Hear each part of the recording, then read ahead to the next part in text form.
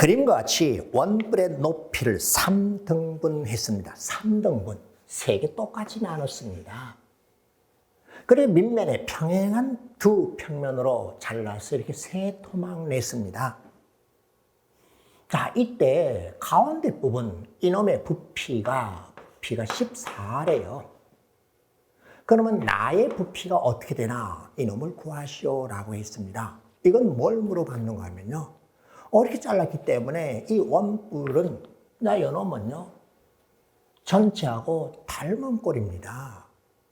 높이가 3배 차이니까는 부피는요. 그놈의 세제곱인 나를 V라고 놓는다면 전체 이 부피는 높이가 3배, 닮은 비가 3이었기 때문에 27V가 될 거예요. 그럼 이 두 개는요. 높이가 2배이기 때문에 8V. 이 두 개를 더하면 8V가 됩니다. 왜 V라고 했냐고? 부피를 영어로 볼륨이라고 합니다. 볼륨이요. 그럼 나는 7V일 수도. 오케이, 내가 7V이네. 전체 다 더하면은 27V가 되어야 되기 때문에 나는 얼마? 19V임을 확인했습니다. 자, 그럼 V가 얼마? 내가 19V인데 V가 2라는 것을 바로 위에서 확인했죠. 따라서 나는 38입니다. 어떻습니까? 간단했죠? 뭘 물어봤어요? 닮은 B와 부피 B 사이의 관계를 물어봤습니다. 원뿔은 3개 다 닮은 꼴이고 닮은 B가 1대 2대 3. 부피 B는 1대 8대 27이었습니다.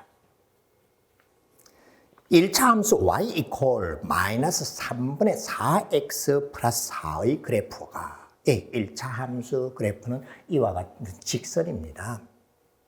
기울기가 마이너스 3분의 4이고 y절편이 4이기 때문에 B점의 좌표는 0, 4. 직선의 y절편이잖아요. 항상 이렇게 1차 함수 그래프 직선 나오면 좌표축과 만난 점을 먼저 구하는 습관을 들여야 됩니다. x절편은요. y가 0일 때이기 때문에 3, 0입니다. 따라서 기울기는 마이너스 3분의 4 y절편이 4입니다. 이것이 x축과 y축과 만난 점을 ab라고 했고 그 다음에 y 이퀄 ax 플러스 2. y절편이 얼마요? 2요. 예. 기울기는 얼마요? a요. 그래서 만난 점을 t라고 했다. 이때 삼각형 BCD와 사각형 OATC의 넓이의 비가 1대 2입니다. 넓이 비가 1대 2예요.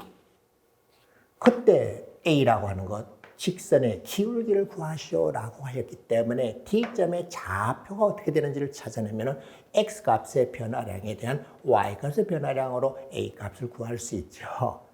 그런데 이 그림이 정교하게 주어졌기 때문에 어떤 친구는 계산하지도 않고 적당히 봤더니 한 3대 1 정도 돼 보이네요. 이렇게 찍는 학생이 있습니다.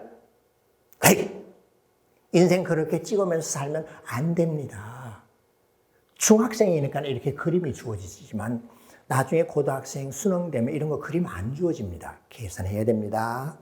야단쳐서 죄송합니다. 찍은 학생들은 반성하십시오. 찍어도 맞추면 되죠. 아니요, 그러면 안 돼요. 자, 보세요. 4, 2, 0. 오라. 이 길이가 서로 같으네. D, O, 쌤이 이렇게 선을 그어봤더니요. 밑변 길이 2, 높이는 T점 X좌표로 같습니다. 두 넓이 같아요. 1대 2라, 나 이것도 넓이가 같아요. 오케이. 그러면 쌤 확인되었습니다. 이 넓이는 얼마일까요? 밑변 길이 3, 높이 4이기 때문에 전체 넓이는 3 곱하기 4 나누기 2 하면 되니까는 6입니다. 따라서 난 넓이 2이고요. 넓이 2이고 넓이 2인 것을 확인했습니다. 됐잖아. 뭐 구하면 된다 그랬죠? D점의 좌표. D점의 X좌표가 구해졌니? 예. 밑변 길이가 2, 높이가 얼마라야? 이렇게 나오죠? 높이가 얼마라야? 이렇게 나오죠? 예. 2면 되니까 X좌표가 2라는 사실을 알았어요. 이제 y좌표를 구하면 되는데 여기 대입하면 되겠네. 그래, x에 2를 넣었더니 y 값은 마이너스 3분의 8 플러스 4라고 해서 얼마? 예, 3분의 4. 자, 뭘 해야 되고 어떻게 구해야 되고 이걸 알고 있으면 계산량도 적습니다. 거의 없어요. 따라서 이제 a의 값은 직선의 기울기였기 때문에 a 값은요, x값이 0에서 2까지 증가했고 y 값은 2에서 3분의 4로 줄어들었네. 얼마 줄어들었습니까? 3분의 2만큼 줄어들었고요. 따라서 계산하였더니 마이너스 3분의 1이라고 하는 답을 찾아냈습니다. 1차 함수 그래프의 구성 요소는 기울기와 y절편, 즉 절편과 기울기입니다. 삼각형 넓이의 기본은 밑변 길이와 높이입니다. 정해지지 않은 기울기를 구하시오라고 했기 때문에 이미 한 점의 좌표는 알고 있습니다. T점의 좌표만 찾아내면 모든 것이 다 해결되었습니다. 상상이는 흰 공 9개, 검은 공 1개가 들어있는 주머니를 가지고 있다.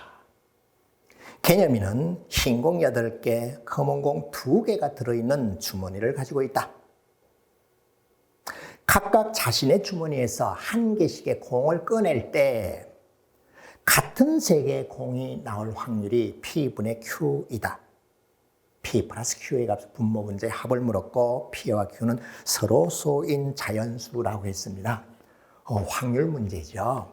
확률 문제는 초등학생이나 중학생이나 고등학생이나 대학생이나 그 어려움 정도 난이도가 똑같습니다. 수능도 이런 식으로 나옵니다. 자, 볼까요? 천천히 문제를 분석해 봤더니 상상이라는 친구가 있고 개념이라는 친구가 있어요. 일일이 이렇게, 그렇게 해야 돼요.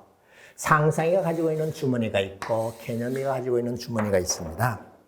상상은 흰 공, 화이트라고 그럴까요? 내가 9개고요. 그리고 검은 공, 블랙이 1개, 모두 10개의 공을 가지고 있네요.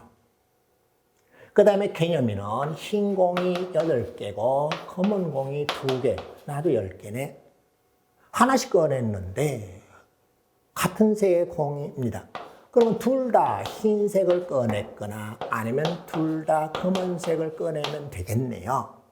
그럼 이렇게 될 확률을 구하고 이렇게 되는 확률을 구해서 더하면 되겠네. 예, 됐어요. 자, 흰 공을 꺼낼 확률은 10개 중에서 9개이기 때문에 10분의 9. 흰 공을 꺼낼 확률은 10개 중에 8개니까 10분의 8. 그 다음 또 검은 공을 꺼낼 확률은 10분의 1. 검은 공을 꺼낼 확률은 10분의 1. 오케이, 되었습니다. 쉽죠? 따라서 계산하였더니 나는 100분의 74가 되었고 약분해서 기약분수로 나타내면 50분의 37이고 분모분자 합을 구하시오라고 했기 때문에 답은 87이라고 하는 것을 찾아낼 수 있죠. 자, 이렇게 경우의 수나 확률 계산 문제를 물어봤을 때는 절대 서둘지 마십시오. 정확하게 천천히 문제를 다시 읽은 다음에 그 문제를 이렇게 아이콘 또는 이미지화해서 다시 설명을 하세요. 그러면 머리도 안 아프고 간단하게 바로 계산 한 번만에 이렇게 답을 얻어낼 수 있습니다. 어느 매장에서 두 상품 A, B를 정가로 판매할 때와 할인가로 판매할 때에 한 개당 가격은 표와 같다라고 했습니다. 정가로 판매할 때가 있고 그리고 할인가로 판매할 때가 있습니다. A 상품은 정가가 6,000원이고 할인가가 5,000원. 오, 많이 할인했네. 1,000원이나 깎아줬어요. B 상품은 4,000원인데 오, 절반을 깎았네. 2,000원에 할인했습니다. 자, 이렇게 응용 문제 나왔을 때 천천히 읽으세요. 어느 날 이 매장에서 두 상품 A, B를 모두 할인가로 판매하였더니 매출액이 34만 원입니다. 이는 이날 판매한 상품을 모두 정가로 판매했을 때의 매출액보다 14만 원이 줄어든 금액이래요. 저만큼 디스카운트해서 했네. 그럼 이날 판매한 두 상품 A, B의 개수가 각각 A개, B개라고 하죠. 내가 A개 팔렸고 내가 B개 팔렸다고 하자. 그럼 A, B 합이 얼마냐? 예, 식을 세우면 되겠네. A, B가 들어가 있는 연립방정식을 만들면 되겠네. 오. 자, 할인가로 선생님 너무 숫자가 커요. 동그라미 계속 달고 갈 필요가 없어요. 그래? 1000단위로 해서 밑에 3개를 지우고 나 6이라 그러고 6000, 5000이라 그러고 1000단위로 해서 이렇게 간단하게 지웁시다. 나도 1000단위로 해서 340이라 그러고 1000단위로 해서 140이라고 이렇게 줄여서 표시해 보겠습니다. 알았습니다. 자, 할인가로 판매했을 때 매출액 340, 1000원은 5A 플러스 5A죠. 그 다음에 플러스 2B 값이 바로 340, 1000원 단위로 했습니다. 이와 같이 되었고요. 그런데 얘는 뭐예요? 이만큼 줄어들었잖아. 그럼 줄어든 걸 봤더니 얼마 할인했어요? 1000원 할인했어요. 1 곱하기 A. 얼마 할인했어요? 2000원 할인했어요. 2B, 죄송합니다. 2B가 아닌, 2B 맞네. 예. 2B예요. 오, 계산하기 편하게 나왔네. 그랬더니 어떻게 되었어요? 줄어든 금액이요. 줄어든 금액이 나 이와 같이 되어 있죠. 알았습니다. 예. 이렇게 식을 세우더라도 간단하게 만들어 버렸는데, 예, 됐죠? 자, 아래식에서, 윗식에서 아래식을 빼주면 4A가 되었고, 그리고 200이 되었고요. 따라서 A 값은 50게임을 알았고, A를 아무 데나 대입해 보면은 B 값은 45인 것을 알 수 있을 거예요. 그래서 왜 이렇게 빨리 계산, A입니다. 해왔잖아. 여러분들 시험 봤잖아. 따라서 A, B 더하면요, 95라는 답을 찾아냈습니다. 간단하죠? 연립방정식을 올바르게 세울 수 있느냐? 그 다음에 이것을 올바르게 풀 수 있느냐를 물어봤고, 큰 수가 나왔을 때 단위를 줄여서 이렇게 간단하게 표현할 수 있는가를 물어본 1차, 연립 1차 방정식의 응용 문제였습니다. 그림과 같이 배열된 책상 A, B, C 뒤에, 사실 책상은 폼으로 주어진 겁니다. 아무 문제 푸는데 영향은 없을 거예요. 그렇지만 볼게요. 1, 2, 3, 4 숫자가 하나씩 적힌 카드 4장을 임의로 갖다 놓는다, 책상 위에.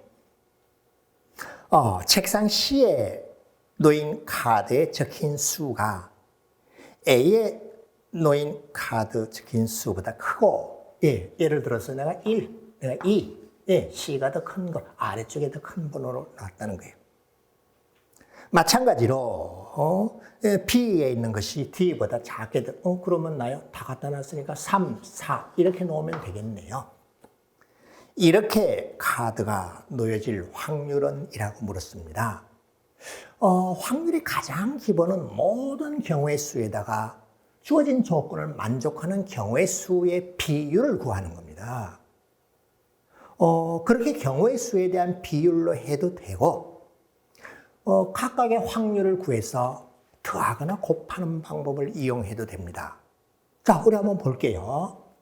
좌우지간 1, 2, 3, 4라고 하는 것을 A와 C에 먼저 놓는다고 해보세요.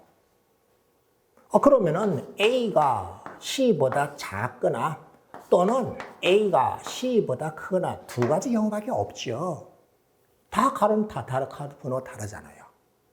그럼 이렇게 되는 경우 확률이 어떻게 되겠습니까? 상식적으로 생각해 보세요. 임의로 갖다 놨으니까 이렇게 될 확률이나 이렇게 될 확률 전부 2분의 1, 2분의 1이에요. 반반이잖아요.